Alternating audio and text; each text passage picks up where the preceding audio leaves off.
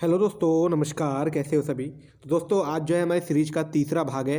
और दोस्तों इसमें जो है आपको पूरे 100 क्वेश्चन दिए जा रहे हैं और बहुत इंपॉर्टेंट है आपकी परीक्षाओं को लेकर। देखिए अभी समय है आपके पास तैयारी करने का। जो बच्चे तैयारी नहीं कर रहे हैं उनको आगे जाके काफ़ी परेशानी होगी। एग्जाम दोस्तों 1-2 महीने बाद होने लगेंगे। फिर बच्चे जो क्या करते हैं जल्दी जल्दी पढ़ाई करते हैं, नहीं हो पाता है। आपके पास अभी खाली समय है तो अभी आप लोग तैयारी करिएगा। और तैयारी करने का जो समय है वो भी अभी है, क्योंकि आगे तो फिर परीक्षाएं होनी है और आपका सिलेक्शन होना है। सिलेक्शन लेना है तो डेली सीरीज में जुड़िएगा दोस्तों। और छोटे भाई बहन को जोड़िएगा, चैनल को सब्सक्राइब करिएगा और शेयर करिएगा वीडियो को जो बच्चे तैयारी कर रहे हैं। दोस्तों पूरा 100 नंबर का प्रैक्टिस सेट चलेगा जो भी आपके सिलेबस के अनुसार बनाया गया है। तो चलिए दोस्तों आज की वीडियो शुरू करते हैं। पहला क्वेश्चन है दोस्तों, हिंदी की बोलियों को कितने भागों में रखा जाता है। ठीक है, हिंदी की बोलियों को कितने वर्गों में रखा गया है। तो जल्दी से आंसर ड्रॉप करना है आपको। जो बच्चे जुड़े नहीं हैं अभी उन्हें जोड़ लें जल्दी से। हिंदी की बोलियों को कितने वर्गों में रखा जाता है, तो ऑप्शन है 3, 4, 5 या 8। ठीक है, तो जल्दी से आपको आंसर बताना है दोस्तों। बेसिक क्वेश्चन है, इसका आंसर क्या हो जाएगा। इसका आंसर दोस्तों हो जाएगा आंसर नंबर सी। पांच पांच जो है आपको बोलियों को वर्गों में रखा गया है दोस्तों। कौन कौन सी है पांच, देखिए। पहली आपकी आ जाती है पूर्वी हिंदी, उसके बाद है पश्चिमी हिंदी, उसके बाद है दोस्तों आपकी बिहारी हिंदी। ठीक है, पूर्वी पश्चिमी बिहारी हो गई। उसके बाद चौथे नंबर पे है पहाड़ी हिंदी और पांचवी हमारी हो जाती है राजस्थानी हिंदी। ठीक है, ये पांच है हमारे, पांच वर्ग हैं जो हिंदी को रखा गया है। पूर्वी हिंदी, पश्चिमी हिंदी, बिहारी हिंदी और पहाड़ी हिंदी और राजस्थानी हिंदी। और इनके अंदर जो दोस्तों उपबोलियां आती हैं वो टोटल दोस्तों जो है वो 20 हैं दोस्तों। तो इस क्वेश्चन को पूरा अच्छे से याद रखेंगे। क्लियर हो गया है। हिंदी की बोलियों को जो रखा गया है 5 भागों में और उसको जो विभक्त किया गया है उसके अंदर है 20 उपबोलियां। ठीक है, चलिए नेक्स्ट क्वेश्चन देखते हैं। क्वेश्चन नंबर 2 है, संविधान के किस अनुच्छेद के अनुसार संघ की राजभाषा और लिपि देवनागरी है। देखिए क्वेश्चन बेसिक है लेकिन परीक्षाओं में हमेशा पूछा जाता है, इसलिए इस क्वेश्चन को रखा गया है। और उत्तराखंड अधीनस्थ सेवा चयन आयोग ने काफ़ी बार इस क्वेश्चन को पूछा है। जो बच्चे नए हैं उनके लिए इंपॉर्टेंट है। देखिए संविधान के किस अनुच्छेद के अनुसार संघ की राजभाषा और लिपि देवनागरी है। तो इसका आंसर दोस्तों क्या हो जाएगा। इसका आंसर हो जाएगा आंसर नंबर ए, अनुच्छेद 343। ठीक है दोस्तों, 343 से लेकर 351 तक दोस्तों क्या है हमारी भाग 17 में हिंदी को रखा गया है। ठीक है, याद रखेंगे 343 से लेकर 351 और भाग जो है 17 में। ठीक है, इसको रखा गया है हिंदी को, जिसमें कि 350 दोस्तों जो आर्टिकल है वो काफ़ी बार पूछा गया है, क्योंकि उसमें दोस्तों क्या है इंग्लिश भाषा है। ठीक है, उसमें प्रचार प्रसार है, ये आपको हमेशा याद रखना है। और एक 348 है दोस्तों, उसको भी आपको याद रखना है, जिसमें कि जो कामकाज होते हैं हाई कोर्ट या सुप्रीम कोर्ट में अंग्रेजी भाषा में। ठीक है, इसको भी आप याद रखेंगे 348 को। तो क्वेश्चन नंबर 2 हमेशा पूछा जाता है, 343 आप याद रखेंगे। उसके बाद चलते हैं तीसरे क्वेश्चन की ओर। तीसरा क्वेश्चन है दोस्तों हमारा, तीसरा क्वेश्चन दोस्तों हमारा है कि राजभाषा अधिनियम कब पारित किया गया।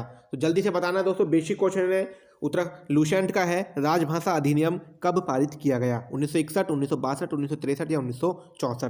तो जल्दी से इसका आंसर बता देंगे। इसका आंसर होगा दोस्तों 1963। ठीक है, आंसर है सी इसका 1963। राजभाषा अधिनियम हमारा पारित हुआ है दोस्तों 1963 में। दोस्तों ये हिंदी का क्वेश्चन है, बहुत इंपॉर्टेंट है। उसके बाद देखते हैं क्वेश्चन नंबर 4 है, इनमें से कौन सा मुहावरा सही नहीं है। देखिए मुहावरा पूछा गया है और आपको बताना है कि मुहावरा सही नहीं है।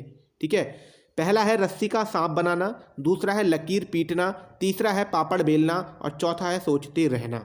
देखिए आपको बताना है कि मुहावरा सही नहीं है, मतलब इसमें मुहावरा नहीं है वो। देखिए पहला है रस्सी का सांप बनाना, मुहावरा है हमारा।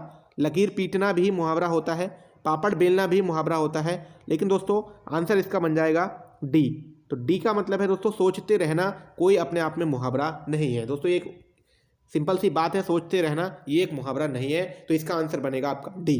उसके बाद 5वां क्वेश्चन देखते हैं, भारतीय काव्य शास्त्रियों में सर्वप्रथम किसने महाकाव्य की विशेषताओं का वर्णन किया है। देखिए इंपॉर्टेंट क्वेश्चन है आपका व्याकरण का। भारतीय काव्य शास्त्रियों में सर्वप्रथम किसने महाकाव्य की विशेषताओं का वर्णन किया है।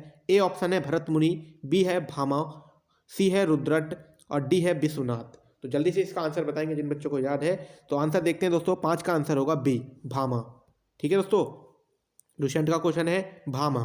ठीक है, इसको आप याद रखेंगे, महाकाव्य की विशेषताओं का वर्णन किया है। 6ठा क्वेश्चन देखते हैं, काव्य शास्त्र का प्रथम आचार्य माना जाता है। तो काव्य शास्त्र का प्रथम आचार्य किसे माना जाता है दोस्तों? भरत मुनि को, वामन को, या आपके दंडी को, या मम्मट को। ठीक है दोस्तों, इस टाइप के क्वेश्चन भी पूछे जाते हैं। काव्य शास्त्र का प्रथम आचार्य किसे माना गया है, तो जल्दी से बताएंगे दोस्तों। तो इसका आंसर है दोस्तों ए, भरत मुनि को काव्य शास्त्र का आचार्य माना गया है दोस्तों। इसको याद रख लेंगे जो नए बच्चे हैं जिनको याद नहीं है। काव्य शास्त्र का प्रथम आचार्य किसे माना गया है? भरत मुनि को। लुसेंट का दोस्तों क्वेश्चन है। उसके बाद देखते हैं 7वां क्वेश्चन, उसी से रिलेटेड है दोस्तों, कि भरत मुनि के अनुसार रसों की संख्या कितनी है। और ये क्वेश्चन परीक्षा में उत्तराखंड की पूछा गया है कि भरत मुनि के अनुसार रसों की संख्या कितनी है, 4, 6, 8, या दोस्तों इसका आंसर हो जाएगा सी। दोस्तों क्या है?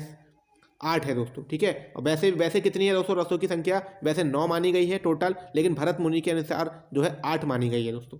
ठीक है, और आपने रस वाला टॉपिक पढ़ा होगा, पूछा जाता है दोस्तों यूकेएसएससी की परीक्षाओं में। तो इसका आंसर हो जाएगा दोस्तों 8।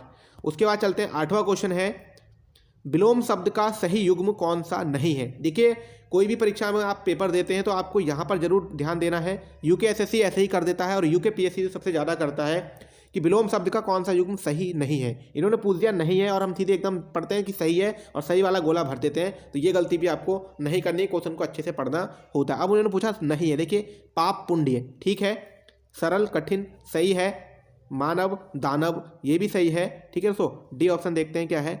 डी ऑप्शन है पवित्र और मूर्ख। तो दोस्तों पवित्र का तो मूर्ख नहीं होगा, जहाँ तक है ये गलत है दोस्तों। इसका आंसर देखते हैं, आंसर है डी। पवित्र का दोस्तों क्या होगा, अगर एक पवित्र का दोस्तों हो जाएगा पंडित हो जाएगा ऐसा। ठीक है, जहाँ तक है इस तरीके से ही होगा। इसका विलोम जो भी होगा हो जाएगा। पवित्र का मूर्ख नहीं होगा लेकिन दोस्तों। ठीक है, पाप का पुण्य सही है, सरल का कठिन सही है, मानव का दानव सही है। तो 8वां क्वेश्चन इस टाइप से क्वेश्चन भी आते हैं। उसके बाद 9वां क्वेश्चन देखते हैं। इनमें से 9वां क्वेश्चन है दोस्तों कि इनमें से मुहावरा कौन सा है। तो आपको बताना है भैया कि मुहावरा कौन सा है। 4 मुहावरे आपके सामने रखे हैं। पहला ऑप्शन है आंखें चिपकना, आंख फट जाना, आंखें चार होना, या आंख ना होना। तो जल्दी से बताएंगे दोस्तों इनमें से कौन सा मुहावरा है। ठीक है, तो इसका आंसर देखते हैं। इसका आंसर है दोस्तों आंसर नंबर डी, इनमें से मुहावरा कौन सा है। तो मुहावरा दोस्तों जो है आंख ना होना। ठीक है, आंख ना होना मुहावरा है। आंखें चिपकना कोई मुहावरा नहीं है दोस्तों। ठीक है, आंख फट जाना ये भी कोई मुहावरा नहीं है। आंखें चार होना भी मुहावरा नहीं है दोस्तों। आंखें चार चार होना जरूर होता है दोस्तों। ठीक है, चार चार होना ये मुहावरा होता है। आंखें तितर बितर भी होना होता है, लेकिन आंख ये नहीं होता है दोस्तों। आंख ना होना मुहावरा होता है, मतलब आंख ना लगना, किसी को देखकर मतलब जलन होना, इस तरीके का इसका आंसर बन जाएगा। तो 90 का आंसर क्या है आपका, आंख ना होना। 10वां क्वेश्चन देखते हैं, प्रबंध काव्य के कितने प्रकार होते हैं। प्रबंध काव्य दोस्तों व्याकरण का क्वेश्चन है। ठीक है, व्याकरण के क्वेश्चन उठाए थे। प्रबंध काव्य के कितने प्रकार होते हैं, 2, 3, 4, 5। ठीक है, तो इसका आंसर बनेगा दोस्तों आपका आंसर नंबर ए। प्रबंध काव्य के दोस्तों 2 प्रकार होते हैं, महाकाव्य और दोस्तों एक होता है लघु काव्य। ठीक है, महाकाव्य और लघु काव्य। प्रबंध काव्य के कितने प्रकार होते हैं, 2 काव्य। 10वां क्वेश्चन हो गया। 11वां क्वेश्चन पे चलते हैं। 11वां क्वेश्चन है, इनमें कौन सा उदाहरण द्वंद्व समास का नहीं है। देखिए बताना है आपको कि इनमें से कौन सा द्वंद्व समास नहीं है। सीताराम, रात दिन, माता डैश पिता, दशा डैश पति। अब द्वंद्व समास आप लोगों ने पढ़ा होगा। द्वंद्व समास में दोस्तों क्या होता है, जहाँ तक है विलोम ही होता है, विपरीत होता है एक दूसरे के। देखिए सीताराम, रात दिन, माता पिता और दशा और पति। तो 11 का आंसर क्या बनेगा दोस्तों, जल्दी से लगाया होगा आपने, और 11 का आंसर बनेगा दोस्तों डी। ठीक है, दशा और पति। दोस्तों इसका आंसर जो बन जाएगा आपका क्या बनेगा, दशा और पति। डी ऑप्शन जो इसका बिल्कुल सही हो जाएगा। ठीक है, चलते हैं 11वें क्वेश्चन पे। देखिए 11वां क्वेश्चन है, ग्रह शब्द का प्रत्यय बनता है। देखिए ग्रह शब्द का बताना है आपको कि ग्रह शब्द का प्रत्यय क्या बनेगा। देखिए ए ऑप्शन है आपके पास गहना, बी है मिटाना, सी है घर और डी है गहन। देखिए ग्रह शब्द के प्रत्यय की बात चल रही है। देखिए तत्सम तद्भव भी बनते हैं, अलग अलग होते हैं। तो इसका आंसर दोस्तों बनेगा, आपको अगर याद है, देखिए ग्रह शब्द का जो प्रत्यय बनता है वो दोस्तों बनता है गहन। ठीक है, हमेशा इसको याद रखेंगे। अब कुछ बच्चे डाउट करेंगे सर घर बन जाएगा, देखिए घर नहीं बनेगा क्योंकि घर इसका तद्भव हो जाएगा दोस्तों। ठीक है, प्रत्यय की बात चल रही है, उपसर्ग और प्रत्यय हमने कल बताए थे आपको। तो ग्रह का जो प्रत्यय बनता है दोस्तों गहन ही बनता है। उसके बाद चलते हैं 13वां क्वेश्चन जो है आपका। 13वां क्वेश्चन कहता है कि इनमें से कौन सा संधि का प्रकार नहीं है। और ये क्वेश्चन दोस्तों सभी बच्चों को याद होना चाहिए। देखिए क्वेश्चन कह रहा है कि इनमें से कौन सा संधि का प्रकार नहीं है। देखिए संधि भाषा संधि, स्वर संधि, व्यंजन संधि और विसर्ग संधि।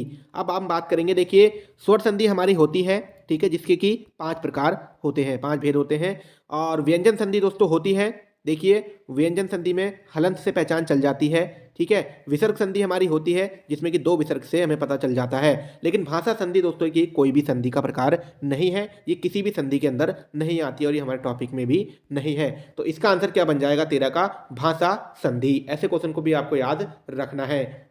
14 क्वेश्चन पे चलते हैं। 14 क्वेश्चन दोस्तों रखा है, इनमें से कौन सा मुहावरा सही नहीं है। देखिए मुहावरे दिए हैं 4, इनमें से आपको बताना है कि कौन सा सही नहीं है। देखिए पहला मुहावरा है आंखें दिखाना। देखिए आंखें दिखाना, आंख में चुभना, आंख बिछाना, आंख में गुदगुदी करना। तो दोस्तों देखिए आपने मुहावरे याद किए होंगे। देखिए पहला है आंखें दिखाना, मुहावरा होता है, इसका अर्थ होता है कि दोस्तों सतर्क करना। आंख में चुभना, ये भी होता है कि दूसरे की तरक्की को देखकर दोस्तों जलन होना।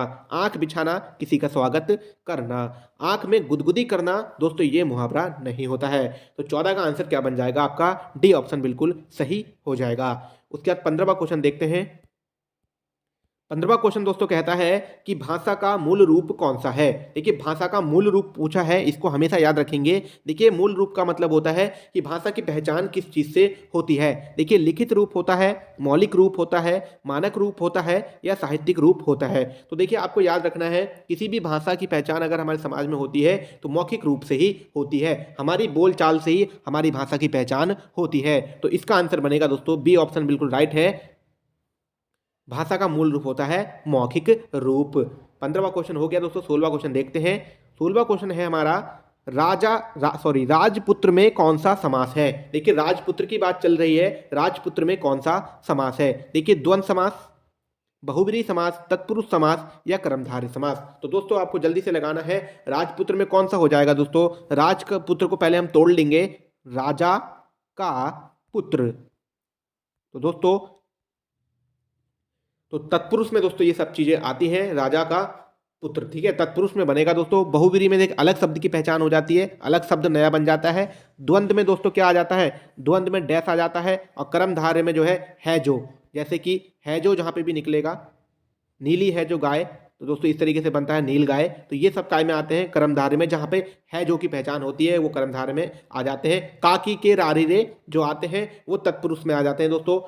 देखिए राजा का पुत्र, तो का आ गया बीच में कारक चिन्ह, जिसमें आ जाते हैं वो तत्पुरुष समास में गिने जाते हैं। आपको इस तरीके से ही याद रखना है, जैसे कि राजमहल, तो राजा का महल, वो भी तत्पुरुष समास के अंतर्गत आ जाएगा। 16 क्वेश्चन दोस्तों हो गए हैं। 17वां क्वेश्चन देखते हैं। हथियार डाल देना मुहावरे का क्या अर्थ है। देखिए आपको बताना है हथियार डाल देना मुहावरे का क्या अर्थ है। ए है हथियार डाल देना, शस्त्र वापस करना, हार मान लेना या हथियार छूट जाना। तो जल्दी से आपने लगा लिया होगा इसका। तो 17 का आंसर बनेगा दोस्तों सी। हथियार डाल देने का मतलब होता है दोस्तों हार मान लेना। आपने कभी कभी युद्ध देखे होंगे, कोई मूवी देखी है, नाटक देखे होंगे या कोई पुरानी कहानियां देखी होंगी, तो हथियार डाल दो का मतलब होता है दोस्तों हमने हार स्वीकार कर ली। हथियार डालने का मतलब होता है मैदान में हार स्वीकार कर लेना, ठीक है दोस्तों। तो इसको याद रखेंगे। और इन ये ऑप्शन रखे होते हैं, इनसे कोई मतलब नहीं होता है, इनसे मेल जोल करके ऑप्शन रखे होते हैं। जो नए बच्चे होते हैं वो ऐसे ही आंसर पे लगा देते हैं, लेकिन आंसर दोस्तों कुछ और ही होता है। हथियार डाल देने का मतलब होता है हार स्वीकार कर लेना या हार मान लेना। उसके बाद 18वां देखते हैं दोस्तों। आपने हमें महान कर दिया, यह कैसा वाक्य है। देखिए आपको बिल्कुल ये पढ़ के जाना है दोस्तों। वाक्य का जो है यूकेएसएससी का चैप्टर है और पूछते हैं, और इतने ही नंबर पे ये क्वेश्चन रखा जाता है 17वें 18वें पे, उसी हिसाब से हमने इसको रखा। आपने हमें महान कर दिया, यह कैसा वाक्य है। आज्ञार्थक, विस्मय बोधक, निषेधात्मक, इच्छा बोधक। आप इस शब्द को पढ़िए और दिमाग लगाइए। आपने हमें महान कर दिया, तो दोस्तों कैसी बात चल रही है इसमें। इसका आंसर बनेगा दोस्तों बी, विस्मय बोधक, ठीक है। इसमें जो है विस्मय बोधक आ रहा है दोस्तों, विस्मय बोधक चिन्ह आपका ये हो जाता है, ठीक है। इसका मतलब है कि आपने हमें महान कर दिया, इसमें विस्मय हो रहा है कहीं ना कहीं हमें कि आपने, दोस्तों उनकी जो है हम कहीं ना कहीं इसमें पता चल रहा है कि आपने हमें, दूसरे की जो है हम दोस्तों इसमें वो कर रहे हैं, ठीक है। आपने हमें महान कर दिया, जैसे कि आप इसको समझो कि विस्मय निषेधात्मक में दोस्तों नहीं आता, आपने हमें महान नहीं कर दिया तो निषेधात्मक होता। आज्ञार्थक होता है दोस्तों आइए बैठिए, जिसमें हमें आज्ञा का पालन करते हैं। इच्छा बोधक होता है मेरी इच्छा आइसक्रीम खाने की, या मेरा मन आइसक्रीम खाने का हो रहा है, तो इच्छा का जिसमें हमारी इच्छा का पता चलता है, इच्छाबोधक, निषेधात्मक नहीं आता, नेगेटिव चीज़ें पता चलती हैं, आज्ञार्थ में आज्ञा का पालन होता है, ठीक है, विस्मय मोदक में अटपटी चीज़ें आ जाती हैं, ठीक है। 18वां हो गया। 19वां क्वेश्चन देखते हैं। प्रबंधन शब्द का पर्यायवाची शब्द क्या है? देखिए प्रबंधन का शब्द का पर्यायवाची आपको बताना है। झंझा हो जाएगा, या आपका प्रचंड हो जाएगा, या विध्वंसकारी हो जाएगा, या आपकी तेज हवा हो जाएगी। तो दोस्तों क्या हो जाएगा, आप सभी ने लगा लिया होगा क्योंकि आसान है, बेसिक है। प्रबंधन का आंसर दोस्तों क्या बनेगा, ए बन जाएगा, झंझा। मतलब कि दोस्तों प्रबंधन का मतलब तूफान से होता है, झंझावत होता है दोस्तों, ठीक है। भयंकर तूफान, झंझावत, जो ये काय के पर्यायवाची है हमारे, ये प्रबंधन के हैं। यहाँ पे बिंदी आएगी ऊपर, ठीक है। उसके बाद 20वां क्वेश्चन देखते हैं, हिंदी का लास्ट क्वेश्चन है। कनिष्ठ का विपरीत आर्थक शब्द क्या है? कनिष्ठ का विलोम बताना है आपको। देखिए क्वेश्चन अच्छा है, कनिष्ठ, ठीक है। आप लोगों ने कनिष्ठ सहायक का पेपर भी दिया होगा, उसी तरीके से इसको याद रख लेंगे। देखिए कनिष्ठ का विलोम क्या होगा, वृद्ध होगा, वृद्ध होगा, श्रेष्ठ होगा, अश्रेष्ठ होगा, या ज्येष्ठ होगा। देखिए कभी भी मैं आपको सिखाऊं, देखिए सबसे पहले होता है कनिष्ठ, उसके बाद आता है दोस्तों आपका ज्येष्ठ, उसके बाद आता है वरिष्ठ, ठीक है। इस तरीके से ये ऊपर को बढ़ते चले जाते हैं। ये कनिष्ठ सहायक से आपका प्रमोशन हो जाएगा दोस्तों, ठीक है, ज्येष्ठ में, उसके बाद वरिष्ठ में, इस तरीके से ये मतलब अलग अलग होता है। तो कनिष्ठ का विलोम क्या बनेगा, सॉरी, प्रमोशन का उससे कोई लेना देना नहीं है दोस्तों, ठीक है। कनिष्ठ का जो विपरीत होता है दोस्तों, ज्येष्ठ होता है, मतलब, ठीक है। तो इसका आंसर बन जाएगा ज्येष्ठ। हिंदी के दोस्तों हो गए आपके 20 क्वेश्चन। 21वां क्वेश्चन भी दोस्तों हिंदी का रख दिया है आपके लिए, आपको इसको बताना है। देखिए 21वां क्वेश्चन है, वीणा पाड़ी में कौन सा समास है? ये आप सभी के लिए है दोस्तों, जल्दी से बताएंगे। वीणा पाड़ी, ठीक है दोस्तों, आंसर उसका सोई हो गया फिलहाल। तो इसमें दोस्तों बहुवीरी हो जाएगा, क्योंकि वीणा है पाड़ी, मतलब जिसके हाथ में, तो उसको क्या कहेंगे दोस्तों? तो इस तरीके से जब नया शब्द बनता है तो वो बहुव्रीहि में आ जाता है। वीणा किसके हाथ में रहती है, जल्दी से कमेंट करिएगा। कुछ बच्चे लाइव में रहते हैं, जल्दी कमेंट करिएगा। वीणा है जिसके हाथ में, ठीक है। तो इस तरीके से बनेगा। कर्मधारय में है जो आ जाता है। अव्ययी भाव में देखिए नए शब्द जुड़ जाते हैं आगे से, अब, इस तरीके से, ठीक है। और द्वंद्व समास में दोस्तों ध्यास से पहचान हो जाती है। 21 क्वेश्चन हिंदी के आपके हो गए। अब 22वां क्वेश्चन भी हिंदी का ही रख दिया हमने, ठीक है। 22 क्वेश्चन है हिंदी के शायद। रचना के आधार पर वाक्य के कितने भेद हैं? देखिए जल्दी से बताना है आपको, रचना के आधार पर वाक्य के कितने भेद हैं दोस्तों। तो इसका आंसर क्या हो जाएगा, आंसर बी हो जाएगा दोस्तों। इसका आंसर हो जाएगा बी, ठीक है दोस्तों। आपके कौन कौन से होते हैं कमेंट बॉक्स में बताइएगा जल्दी से। रचना के आधार पर वाक्य के कितने भेद होते हैं? 3 होते हैं दोस्तों। देखिए मिश्रित वाक्य, देखिए मिश्रित वाक्य हो गया आपका, और संयुक्त वाक्य हो गया आपका, और एक हो गया आपका सरल वाक्य। ये तीनों जो है रचना के आधार पर 3 भेद होते हैं, ठीक है। तो 22 क्वेश्चन दोस्तों आपके हिंदी के हो गए, और आपकी हिंदी हो गई कंप्लीट। अब पहला क्वेश्चन दोस्तों चलेगा उत्तराखंड जीके का, जो कि दोस्तों काफ़ी इंपॉर्टेंट और आज जो है बेसिक रखा गया है परीक्षा वाणी का। उसके अलावा दोस्तों अदर जीके आज जो है बहुत मोस्ट इंपॉर्टेंट रखा गया है। लास्ट तक आपको अब बने रहना है, और थोड़ी स्पीड के साथ हम जल्दी जल्दी कवर करेंगे। निम्नलिखित में से कौन सी नदी के पश्चिम में प्राकृतिक सीमा बनाती है? ठीक है, उत्तराखंड के पश्चिम में प्राकृतिक सीमा बनाती है कौन सी नदी है दोस्तों, जल्दी से बताना है। बेसिक क्वेश्चन है, फटाफट चलेंगे। अलकनंदा है, काली है, या भागीरथी है, या टोंस है? तो दोस्तों इसका आंसर क्या बन जाएगा, निम्नलिखित में से कौन सी नदी उत्तराखंड के पश्चिम में सीमा बनाती है? तो आंसर बनेगा डी, टोंस नदी दोस्तों जो है हमारे पश्चिम में बनाती है। देहरादून के आसपास से निकलती है दोस्तों, हिमाचल के आसपास रहती है यमुना और टोंस, ठीक है। ये हमारे पश्चिम में जो है सीमा बनाती है, ठीक है। और काली नदी दोस्तों जो है पूर्व में बनाती है। उसके बाद चलते हैं, दूसरा क्वेश्चन क्या कहता है। दूसरा क्वेश्चन कहता है गढ़वाल क्षेत्र में थड़िया नृत्य किया जाता है। तो ऑप्शन है शिशु के जन्म पर, महिला के प्रथम बार मायके आने पर, विवाह के समय पर, सगाई के समय पर। तो ऐसे क्वेश्चन भी आपको याद रखने हैं, और परीक्षाओं में काफी बार ये क्वेश्चन पूछे जाते हैं दोस्तों। इसका आंसर क्या बनेगा आपका, इसका आंसर बने जाएगा आपका बी ऑप्शन, राइट आंसर। महिला के प्रथम बार मायके आने पर क्या है, थड़िया नृत्य किया जाता है। तो इसको दोस्तों अगर आपको याद रखना है तो थड़िया की जगह आप बढ़िया याद रख लेंगे। इस तरीके से याद हो जाएगा कि गढ़वाल क्षेत्र में थड़िया नृत्य किया जाता है महिला के प्रथम बार मायके आने पर, मतलब कि इसको ऐसे याद रखेंगे, बढ़िया नृत्य मतलब बहुत अच्छा लगता है पहली बार मायके आते हैं। तो दोस्तों ये हो जाएगा थड़िया नृत्य, इस तरीके से याद रख लेंगे। उसके बाद तीसरा क्वेश्चन पे चलते हैं, उत्तराखंड राज्य में राष्ट्रपति शासन कब लगा था? देखिए उत्तराखंड राज्य में राष्ट्रपति शासन कब लगा था, जल्दी से आपको बताना है। 27 मार्च 2016, 27 मार्च 2015, 18 मार्च 2016, 28 मार्च 2016। देखिए ये क्वेश्चन आपको डेट समेत याद रखना है, क्योंकि डेट के साथ ही इस क्वेश्चन को पूछा जाता है। तो 3 का आंसर दोस्तों क्या बन जाएगा, 3 का आंसर बनेगा आपका ए ऑप्शन, 27 मार्च 2016। ऐसे क्वेश्चनों को हमेशा याद रखेंगे दोस्तों, और 2016 जरूर याद रखेंगे, कहीं 2016 की जगह आप लोग 17, 18, 19, 20, 21 याद कर लें, क्योंकि पहले की बात हो चुकी है दोस्तों। 27 मार्च 2016 में राष्ट्रपति शासन लगा था। उसके बाद चलते हैं, चौथा क्वेश्चन है, पांडव नृत्य त्योहार के समय किया जाता है? कि पांडव नृत्य कौन से त्योहार के समय किया जाता है दोस्तों उत्तराखंड में? दीपावली के, होली के, रक्षाबंधन के, या इनमें से कोई नहीं? तो 4 का आंसर क्या बनेगा? 4 का आंसर दोस्तों बन जाएगा आपका ए ऑप्शन, बिल्कुल सही ऑप्शन है, दीपावली के समय। पांडव नृत्य दीपावली के त्योहार के समय किया जाता है। ठीक है दोस्तों, इसको भी याद रख लेंगे। उसके बाद चलते हैं, 5वां क्वेश्चन है, निम्न में से पाताल भुवनेश्वर क्या है? देखिए क्वेश्चन यूपीएससी की परीक्षा में पूछा गया और कुछ जो नॉर्मल बच्चे होते हैं वो गलत करके आ जाते हैं। ऐसा नहीं कि सभी बच्चे गलत करते हैं, लेकिन कुछ बच्चे गलत करके आ जाते हैं कि पाताल भुवनेश्वर क्या है। जिन बच्चों ने नहीं पढ़ा होता है, जो बच्चे आजकल नहीं पढ़ रहे हैं, वही बच्चे गलत करते हैं। बाकी आप लोग गलत नहीं करोगे, आप लोग आजकल पढ़ रहे हो। देखिए, एक गुफा है, एक ताल है, या एक नदी है? तो दोस्तों पाताल भुवनेश्वर क्या है? पाताल भुवनेश्वर दोस्तों आपकी क्या है? आंसर है इसका ए, एक गुफा है दोस्तों, जो कि आपके कहाँ पर है? पिथौरागढ़ में। पाताल भुवनेश्वर पिथौरागढ़ में ही है ना दोस्तों।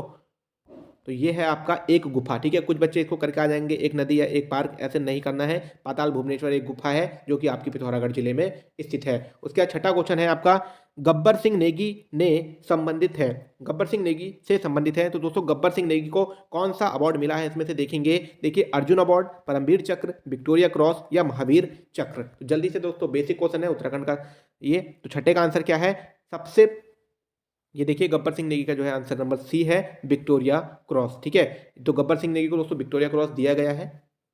ठीक है, इसको याद आपको रखना है। उसके बाद 7वां क्वेश्चन है, उत्तराखंड में प्रसिद्ध कुंभ का मेला लगता है? देखिए, कुंभ का मेला दोस्तों बताना है, ये तो बेसिक हो गया बहुत ज़्यादा। ठीक है, देवप्रयाग में, टिहरी में, ऋषिकेश में, या हरिद्वार में? तो दोस्तों इसका आंसर बन जाएगा आपका डी ऑप्शन, कुंभ का मेला कहाँ लगता है दोस्तों? हरिद्वार में लगता है। उसके बाद चलते हैं, 8वां क्वेश्चन है, उत्तराखंड के कितने जिलों में बृहत्तर हिमालय का फैलाव है दोस्तों? ठीक है, तो बताना है आपको कि कितने जिलों में जो है बृहत्तर हिमालय, बृहत्तर हिमालय का मतलब होता है दोस्तों बाह्य हिमालय।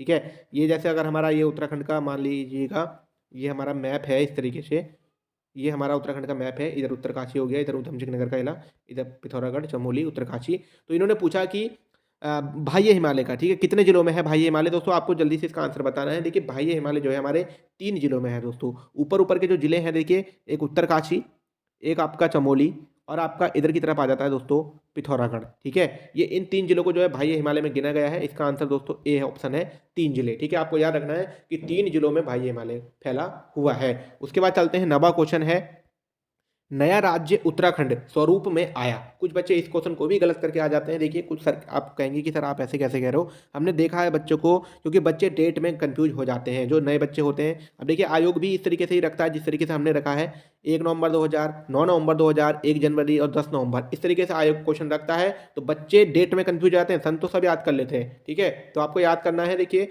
नया राज्य उत्तराखंड कब बना दोस्तों? तो हमारा उत्तराखंड स्थापना दिवस की वजह से याद आपको याद रखना है, उत्तराखंड स्थापना दिवस 9 नवंबर को मनाया जाता है। तो 9 नवंबर 2000 को हमारा जो राज्य है स्वरूप में आया था। ठीक है, उसके बाद चलते हैं, 10वां क्वेश्चन है, उत्तराखंड के निम्नलिखित नगरों में किसे ताम्र नगरी के रूप में जाना जाता है? तो ताम्र नगरी दोस्तों बतानी है आपको, अल्मोड़ा है, रुद्रप्रयाग है, उत्तरकाशी है, या पौड़ी गढ़वाल है? तो ताम्र नगरी दोस्तों मतलब पीतल नगरी किसे कह सकते हैं उत्तराखंड में? अल्मोड़ा को कहा जाता है, क्योंकि दोस्तों यहाँ पर सबसे अधिक रूप में इसका काम किया जाता था। ठीक है, उत्तराखंड में ताम्र नगरी दोस्तों है अल्मोड़ा। 10 का आंसर ए हो जाएगा। उसके बाद 11वां क्वेश्चन चलते हैं, आज थोड़ी स्पीड दोस्तों तेज रहेगी। प्रसिद्ध विशु मेला मनाया जाता है? तो प्रसिद्ध विशु मेला दोस्तों बताना है आपको, कहाँ मनाया जाता है? चंपावत में, अल्मोड़ा में, जौनसार बाबर में, या पौड़ी गढ़वाल में? तो जल्दी से आपको आंसर देख लेना है, प्रसिद्ध विशु मेला कहाँ मनाया जाता है? तो प्रसिद्ध विशु मेला मनाया जाता है दोस्तों आपका जौनसार बाबर क्षेत्र में, जो कि दोस्तों देहरादून या टिहरी का क्षेत्र है। ठीक है, विशु मेला मनाया जाता है।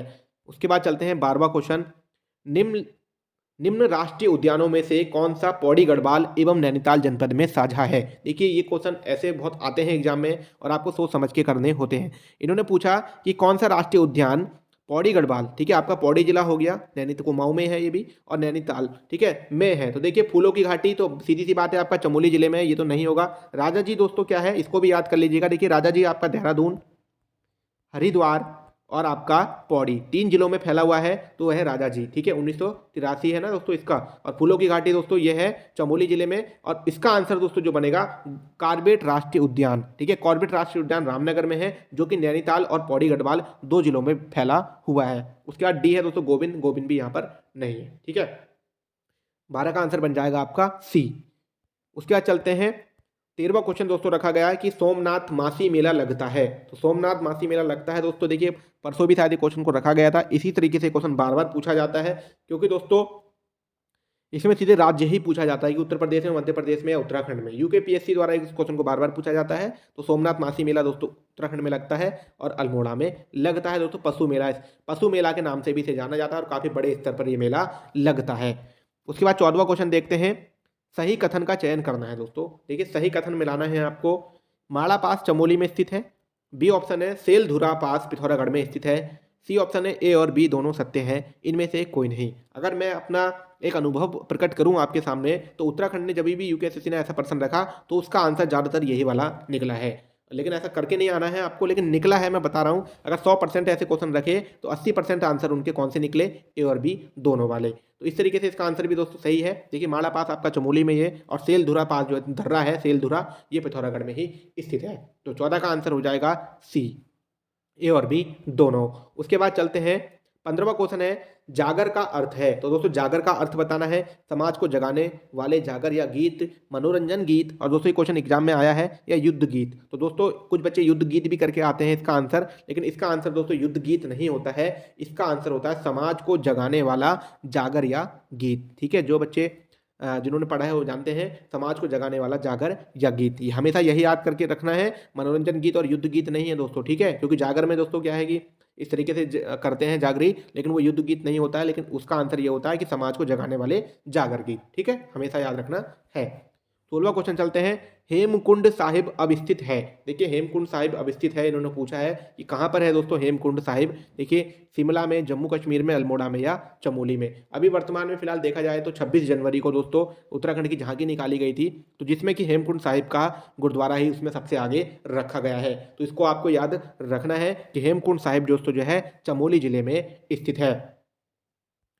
उसके बाद चलते हैं 17वां क्वेश्चन है, निम्न में से एक अलकनंदा की सहायक नदी नहीं है। देखिए अलकनंदा की सहायक नदी आपको बतानी है कि नहीं है दोस्तों। ठीक है, भिलंगना, पिंडर, मंदाकिनी, नंदाकिनी। देखिए सबसे पहले बात करेंगे तो नंदाकिनी, अलकनंदा और नंदाकिनी का संगम दोस्तों हो जाता है नंद प्रयाग। तो दोस्तों ये तो होगी मंदाकिनी, अलकनंदा और मंदाकिनी का संगम क्या हो जाता है, रुद्रप्रयाग। दोस्तों ये भी होगी। अलकनंदा और पिंडर का संगम क्या कहलाता है, कर्णप्रयाग। तो दोस्तों ये भी होगी। लेकिन अलकनंदा और भिलंगना का संगम आपने अभी तक नहीं सुना होगा, तो इसका आंसर क्या निकल जाएगा, इसका आंसर निकल जाएगा दोस्तों आपका भिलंगना नदी, क्योंकि दोस्तों ये भागीरथी की सहायक नदी है। भागीरथी और भिलंगना का संगम है दोस्तों शायद केशव प्रयाग। ठीक है, तो इसका आंसर क्या बनेगा, ए ऑप्शन बन जाएगा, गणेश प्रयाग, केशव प्रयाग। उसके बाद चलते हैं 18वां क्वेश्चन है दोस्तों कि क्षेत्रफल की दृष्टि से उत्तराखंड का सबसे बड़ा नेशनल पार्क कौन सा है। देखिए क्षेत्रफल की दृष्टि से बताना है। ए ऑप्शन है गंगोत्री राष्ट्रीय पार्क, बी है राजाजी राष्ट्रीय पार्क, सी है नंदा देवी राष्ट्रीय पार्क, और डी है गोविंद राष्ट्रीय पार्क। तो क्षेत्रफल की दृष्टि से सबसे बड़ा कौन सा है दोस्तों, तो क्षेत्रफल की दृष्टि से है दोस्तों आपका गोविंद राष्ट्रीय पार्क, जिसकी क्षेत्रफल 2369 दोस्तों वर्ग किलोमीटर है। ठीक है, 2369। ठीक है, सबसे बड़ा गंगोत्री है। उसके बाद दोस्तों क्या है, ये सब छोटे हैं। ठीक है, उसके बाद क्वेश्चन है आपका 19वां, निम्न में से, दोस्तों स्पीड ज़्यादा तेज हो रही तो कमेंट कर सकते हैं, निम्न में से कौन सा मेला व्यापारिक उद्देश्य से आयोजित किया जाता है। उत्तराखंड की परीक्षाओं में लगभग 20 बार पूछा गया क्वेश्चन है और बार बार पूछा भी जाता है कि निम्नलिखित में से कौन सा मेला व्यापारिक उद्देश्य से आयोजित किया जाता है। ए ऑप्शन है जौलजीबी मेला, सी है झंडा मेला, बी है पूर्णागिरी मेला, डी है बिस्सू मेला। तो दोस्तों आंसर क्या बन जाएगा, जल्दी से लगाएंगे, 19 का आंसर बन जाएगा आपका जौलजीबी मेला। और जौलजीबी मेला दोस्तों आपके पिथौरागढ़ में ही लगता है।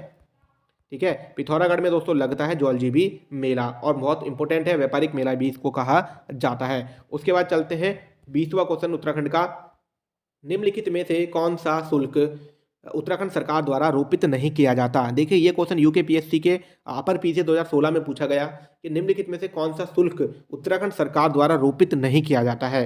तो दोस्तों जल्दी से बताना है। देखिए पहला ऑप्शन है व्यापार शुल्क, आयकर, मनोरंजन कर, आबकारी शुल्क। इन्होंने पूछा है कि नहीं लिया जाता है, तो इसका आंसर क्या बनेगा, इसका आंसर बनेगा दोस्तों आयकर। आयकर का मतलब दोस्तों होता है इनकम टैक्स, और इनकम टैक्स जो है दोस्तों भारत सरकार का, केंद्र सरकार के अधीन आता है। इनकम टैक्स जो है केंद्र सरकार ही ले सकती है। व्यापार कर ले सकता है उत्तराखंड, मनोरंजन ले सकता है, आबकारी शुल्क भी लेता है। ठीक है, तो इसका आंसर क्या है, बी, आय कर। उसके बाद चलते हैं 21वां क्वेश्चन है उत्तराखंड का, कुमाऊं का प्रथम ब्रिटिश कमिश्नर कौन था? देखिए कुमाऊं का प्रथम ब्रिटिश कमिश्नर आपको बताना है। ट्रेल था, विलियम ट्रेल था, लॉसिंगटन था, ई गार्डनर था या बेटन था? दोस्तों कमिश्नर के काफ़ी क्वेश्चन पूछे जाते हैं, तो आपको हमेशा याद रखने हैं कि कुमाऊं का प्रथम ब्रिटिश कमिश्नर पूछा गया है, तो आंसर नंबर बी हो जाएगा ई गार्डनर। ठीक है दोस्तों, ई गार्डनर था कुमाऊं का प्रथम ब्रिटिश कमिश्नर। कौन था? ई गार्डनर। और गढ़वाल का दोस्तों कौन था? ट्रेल था 1815 में, और ये कुमाऊं का 1814 में। ठीक है दोस्तों, इस तरीके से आपको याद रखने हैं। और कमिश्नर की दोस्तों हम सीरीज भी बना देंगे, अगर आप कमेंट करेंगे तो सीरीज पूरी आपको याद करवा देंगे, उसकी एक ट्रिक भी है दोस्तों। ठीक है, 21वां क्वेश्चन हो गया। उसके बाद चलते हैं 22वें क्वेश्चन पे। दून घाटी को जाना जाता है, देखिए दून घाटी को जाना जाता है देहरादून में, हरिद्वार में, ऋषिकेश में या इनमें से कोई नहीं। तो 22 का आंसर दोस्तों बेसिक क्वेश्चन है, इसका बन जाएगा देहरादून। दून घाटियां कहाँ पाई जाती हैं दोस्तों? ये पाई जाती हैं आपके देहरादून क्षेत्र में। उसके बाद है दोस्तों आपका 23वां क्वेश्चन उत्तराखंड का, कि को उत्तराखंड का उबलता ताल कहा जाता है, कि कौन से ताल को उत्तराखंड का उबलता हुआ ताल कहा जाता है? देखिए सात ताल को, नैनीताल को या बयां ताल को, बयां या फाचकंडी ताल दोस्तों बोला जाता है। ठीक है, तो इनमें से कोई नहीं। तो दोस्तों इसका आंसर बन जाएगा आपका सी ऑप्शन, बिल्कुल राइट आंसर बनेगा, बयां या फाचकंडी ताल, जो कि दोस्तों आपके रुद्रप्रयाग जिले में स्थित है, जिसको क्या कहा जाता है? उबलता हुआ ताल। आपको याद रखना है, सी ऑप्शन इसका सही है। 24वां क्वेश्चन देखते हैं। मैती आंदोलन के प्रणेता बताने हैं दोस्तों आपको। देखिए मैती आंदोलन के प्रणेता बताना है कि मैती आंदोलन की शुरुआत किसने करी थी। तो ऑप्शन है दोस्तों कल्याण सिंह रावत, जगत सिंह चौधरी, सुंदरलाल बहुगुणा या गौरा देवी। तो दोस्तों मैती आंदोलन किससे संबंधित है? मैती आंदोलन है दोस्तों आपका कल्याण सिंह रावत से, इन्होंने मैती आंदोलन की शुरुआत की है दोस्तों। ठीक है, और उसके बाद क्या है? जगत सिंह चौधरी दोस्तों, इन्होंने दोस्तों ये भी किसी चीज़ से संबंधित है, शायद बीच बचाओ, नहीं उनसे तो वो हैं विजय जरधारी। सुंदरलाल बहुगुणा दोस्तों इनका हाल ही में निधन हो गया, इनके बारे में भी आपको याद करवा देंगे। ये जो है ये चिपको आंदोलन से संबंधित है, और गौरा देवी और सुंदरलाल बहुगुणा। ठीक है दोस्तों, तो ये हो गया आपका। उसके बाद चलते हैं 25वां क्वेश्चन है, किस जनजाति द्वारा ऋतु प्रवास किया जाता है? देखिए ऋतु प्रवास पूछा है, और उत्तराखंड में बहुत बार इस क्वेश्चन को पूछ लिया, रिपीट कर देते हैं कि थारू, बोक्सा, भोटिया या राजी। तो जल्दी से बताना है दोस्तों, किस जनजाति द्वारा ऋतु प्रवास किया जाता है? तो इसका आंसर दोस्तों क्या होगा आपका? 25 का आंसर होगा सी, भोटिया जनजाति दोस्तों। ठीक है, भोटिया जनजाति द्वारा ऋतु प्रवास किया जाता है। कहने का मतलब मौसम के परिवर्तन के द्वारा ये लोग अपना आवास बदल देते हैं, उन आवास को भी अलग अलग नाम दिया जाता है। ग्रीष्मकालीन आवास अलग है, शीतकालीन आवास अलग है दोस्तों। ठीक है, उसके बाद चलते हैं 26वां क्वेश्चन है आपका, पाताल भुवनेश्वर स्थित है। देखिए पहले पूछा गया था कि पाताल भुवनेश्वर क्या है, अब पूछा गया है पाताल भुवनेश्वर क्या है। तो दोस्तों पाताल भुवनेश्वर आपके पिथौरागढ़ जिले में है, बी आंसर इसका हो जाएगा। उसके बाद चलते हैं 27वां क्वेश्चन है, उत्तराखंड के किस शहर में राष्ट्रीय तकनीकी संस्थान की स्थापना की गई है? तो दोस्तों बताना है आपको, उत्तराखंड के किस शहर में राष्ट्रीय तकनीकी संस्थान की स्थापना की गई है? श्रीनगर में, काशीपुर में, गोपेश्वर में या पिथौरागढ़ में? तो दोस्तों 27 का आंसर क्या बनेगा? 27 का आंसर बनेगा ए ऑप्शन, श्रीनगर में दोस्तों। सुमाटी, ठीक है, ये एनआईटी की बात पूछ रहे हैं दोस्तों। ठीक है, ये है आपका श्रीनगर, पौड़ी गढ़वाल में राष्ट्रीय तकनीकी संस्थान की स्थापना की गई है। उसके बाद 28वां क्वेश्चन है दोस्तों, किस शासक ने गुरु राम राय को 3 गांव दान किए थे? देखिए इंपोर्टेंट है, किस शासक ने गुरु राम राय को 3 गांव दान किए थे? तो जगत शाह ने, भवानी शाह ने, प्रदीप शाह ने या फतेह शाह ने? दोस्तों गुरु राम राय की बात चल रही है, उनके शासनकाल के अकॉर्डिंग आपको याद रखना है, आंसर है डी दोस्तों, फतेह शाह ने। इसको याद रखेंगे दोस्तों, किस शासक ने गुरु राम राय को 3 गांव दिए थे? तो वो दिए थे फतेह शाह। इसको ऐसे याद रख लेंगे, देखिए गुरु राम राय, फतेह शाह। ठीक है, हमेशा फतेह के लिए लड़ते हैं गुरु राम राय। ठीक है, तो फतेह शाह ने इनको 3 गांव प्रदान किए थे। उसके बाद 29वां क्वेश्चन देख लेंगे। 29वां क्वेश्चन कहता है, राज्य में पहली एनिमल एम्बुलेंस किस जनपद में चलाई गई थी? देखिए राज्य में पहली एनिमल एम्बुलेंस की बात चल रही है, देहरादून, नैनीताल, हरिद्वार या चंपावत। एनिमल एम्बुलेंस का मतलब होता है दोस्तों जो जानवरों को ले जाती है, अगर जानवर घायल हो जाते हैं जंगलों में या राष्ट्रीय उद्यान में या शहरों में, तो उनके लिए चलाई गई थी। तो 29 का आंसर दोस्तों क्या बनेगा? 29 का आंसर है सी। ठीक है, ये आपके चलाई गई हरिद्वार जनपद में, इसको आप याद रखेंगे। उसके बाद है 30वां क्वेश्चन, राज्य सरकार द्वारा अभिनव जवाहर योजना संबंधित है। ये क्वेश्चन काफी बार परीक्षाओं में पूछा जाता है। ठीक है, अभिनव जवाहर योजना का संबंध फसल बीमा योजना से, चारा विकास से, शिक्षा से या रोजगार से? तो दोस्तों इसका आंसर क्या बनेगा? इसका आंसर बनेगा चारा विकास से। आपको याद रखना है कि राज्य में अभिनव जवाहर योजना का संबंध चारा विकास से है दोस्तों, चारा विकास हमेशा याद रखना है। ठीक है, चारा विकास से। उसके बाद 31वां क्वेश्चन देखते हैं। 31वां क्वेश्चन है स्कूलों की राजधानी कहा जाता है। देखिए स्कूलों की राजधानी किस जनपद को कहा जाता है, किस शहर को कहा जाता है? देहरादून, मसूरी, नैनीताल या हरिद्वार। तो आपको याद रखना है दोस्तों, 31 का आंसर बन जाएगा आपका ए। स्कूलों की राजधानी कहा गया है देहरादून को दोस्तों, क्योंकि सबसे अधिक संख्या में स्कूल जो है अच्छे अच्छे देहरादून में ही स्थित हैं। तो इसका आंसर बनेगा, आपको याद रखना है, नए बच्चों को और पुराने बच्चे दोनों को। उसके बाद 32वें क्वेश्चन पे चलते हैं। लाटू देवता का मंदिर चमोली जनपद में किस गांव में स्थित है? देखिए थोड़ा डीप करा है क्वेश्चन को कि लाटू देवता का मंदिर आपके चमोली जनपद में है, लेकिन किस गांव में स्थित है? तो लवाड़ी गांव, सियाली गांव, बाढ़ गांव या दोस्तों आपका लमगोड़ी गांव। ठीक है, तो आपको बताना है लाटू देवता का मंदिर चमोली के किस जनपद में है, किस गांव में स्थित है। तो 32 का आंसर दोस्तों बनेगा आपका सी ऑप्शन, बाढ़ गांव चमोली। आपको याद रखना है, बाढ़ गांव में आपके जो है लाटू देवता का मंदिर चमोली जनपद में स्थित है। उसके बाद चलते हैं 33 क्वेश्चन क्या कहता है। देखिए 33वां क्वेश्चन कहता है कि उत्तराखंड में राष्ट्रीय खेल कब आयोजित होंगे। तो आपको ये भी याद रखना है दोस्तों कि उत्तराखंड में राष्ट्रीय खेल कब आयोजित होंगे, 2020 में, 2022 में, 2021 में या 2023 में। तो 33 का आंसर दोस्तों क्या है? बी ऑप्शन है, 2022 में। इस वर्ष दोस्तों क्या है, उत्तराखंड में राष्ट्रीय खेल आयोजित होंगे और वो होंगे दोस्तों आपके देहरादून स्टेडियम में। इसको आपको याद रखना है, ठीक है, 2022 में। उसके बाद चलते हैं 34वां क्वेश्चन। गांधी जी ने श्रीमद् भगवत गीता पर अनासक्ति टीका कहाँ लिखी थी? बेसिक क्वेश्चन है परीक्षा वाणी का। अल्मोड़ा में, हरिद्वार में, कौसानी में या मसूरी में। दोस्तों इसका आंसर आपको सभी को याद होगा, कौसानी में लिखी थी दोस्तों अनासक्ता टीका। ठीक है, भगवत गीता पर अनासक्ति टीका, ठीक है दोस्तों, ये कौसानी में लिखी गई थी गांधी जी के द्वारा। उसके बाद 35वां क्वेश्चन देखते हैं। 35वां क्वेश्चन कहता है राज्य में चाय उत्पादन सबसे अधिक किस स्थान पर किया जाता है? तो दोस्तों आपको बताना है, उसी से मिलता जुलता क्वेश्चन है ये भी, कि राज्य में चाय उत्पादन सबसे अधिक किस स्थान पर किया जाता है? मसूरी में, औली में, कौसानी में या जौनसार में। तो दोस्तों 35 का आंसर क्या बनेगा? 35 का आंसर बनेगा सी ऑप्शन, कौसानी में दोस्तों। तो सबसे अधिक चाय का उत्पादन किया जाता है कौसानी में, ये भी आपको याद रखना है, सी इसका आंसर हो जाएगा। उसके बाद चलते हैं 36वां क्वेश्चन कहता है कि गढ़वाल एनिशेंट एंड मॉडर्न पुस्तक लिखी गई थी। तो दोस्तों ये क्वेश्चन परीक्षा वाणी का है और परीक्षाओं में इतने बार पूछा गया है कि इसकी कोई लिमिट नहीं है, हर परीक्षा में इसको पूछा जाता है। तो नए बच्चों को हमेशा याद रखना है। देखिए गढ़वाल एनिशेंट एंड मॉडर्न पुस्तक के लेखक हैं आपके पातीराम। ठीक है, आपको याद रखना है पातीराम। ठीक है, 36 का आंसर बनेगा पातीराम के द्वारा लिखी गई है। 37वां क्वेश्चन देखते हैं। अंग्रेजों ने किसे राजनीतिक जानवर की संज्ञा दी थी? तो दोस्तों याद रखना है, देखिए क्वेश्चन है अंग्रेजों ने किसे राजनीतिक जानवर की संज्ञा दी थी? हरिकृष्ण रतुड़ी, बद्रीदत्त पांडे, भक्त दर्शन या हरगोविंद पंत। तो आपको याद रखना है दोस्तों, देखिए 37 का आंसर बनेगा बी, बद्रीदत्त पांडे को दोस्तों अंग्रेजों ने क्या कहा? राजनीतिक जानवर। दोस्तों बद्रीदत्त पांडे हैं दोस्तों कुमाऊं केसरी शायद। ठीक है दोस्तों, तो आपको याद रखना है अंग्रेजों ने किसे राजनीतिक जानवर की संज्ञा दी? बद्रीदत्त पांडे को। उसके बाद 38वां क्वेश्चन देखते हैं। 38वां क्वेश्चन है सालम का भगत सिंह कहा जाता है। तो दोस्तों ये क्वेश्चन भी इंपॉर्टेंट है, अजय रावत जी की बुक से उठाया। सालम का भगत सिंह किसको कहा जाता है? युद्धवीर सिंह को, राजेंद्र बिष्ट को, प्रताप सिंह बोहरा को या कालू मेहरा को।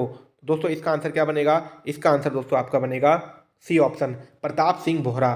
प्रताप सिंह बोहरा को क्या कहा गया है दोस्तों? सालम का भगत सिंह। ठीक है दोस्तों, सालम का भगत सिंह किसे कहा गया? प्रताप सिंह बोहरा को।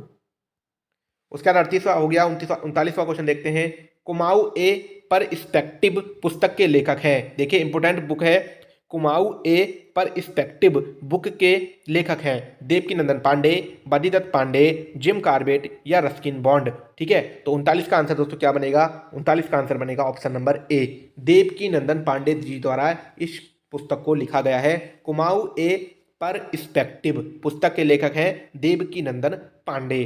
ठीक है दोस्तों, आपको याद रखनी है। रस्किन बॉन्ड की भी किताबें हैं, आपको सब याद कर लेनी है दोस्तों। जिम कॉर्बेट की भी 2-3 किताबें हैं। माई इंडिया इस तरीके से है, माई इंडिया एग्जाम में पूछी गई थी, माई इंडिया। ठीक है, जिम कॉर्बेट की किताबें और बद्रीदत्त पांडे जी की भी किताब आपको रखनी है। 40वां क्वेश्चन कहता है कुमाऊं का खजुराहो कहा जाता है। देखिए कुमाऊं का खजुराहो की बात चल रही है, किसको कहा जाता है कुमाऊं का खजुराहो?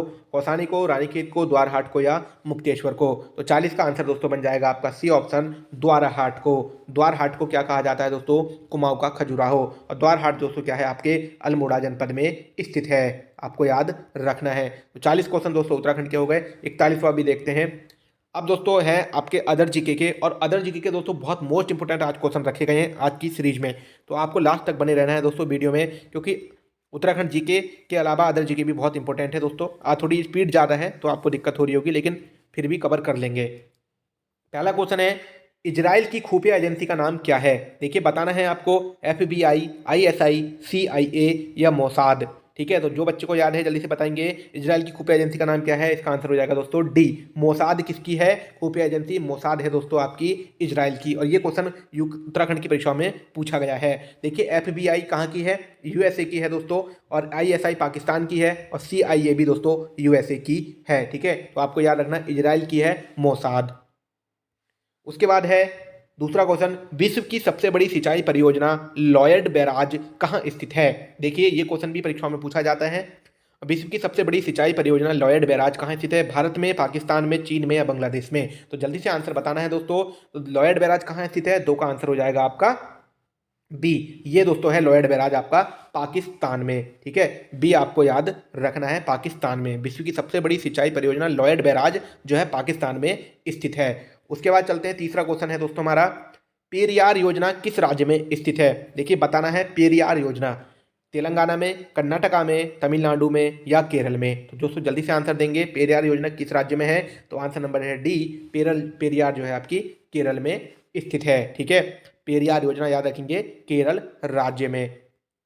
उसके बाद चलते हैं, चौथा क्वेश्चन है, मोहनजोदड़ो से पर्याप्त एक नृत्य करती नग्न प्रतिमा और उनकी मूर्ति कला का सर्वश्रेष्ठ नमूना है, यह किस धातु का बना हुआ है? तो दोस्तों इन्होंने पूछा है जो मोहनजोदड़ो से प्राप्त हुई है नर्तकी की नग्न प्रतिमा और जो उनकी मूर्ति कला का सर्वश्रेष्ठ नमूना है दोस्तों मोहनजोदड़ो की, तो मिस्र धातु से बना हुआ है। इन्होंने पूछा है कि किस मिस्र धातु से इसको बनाया गया है?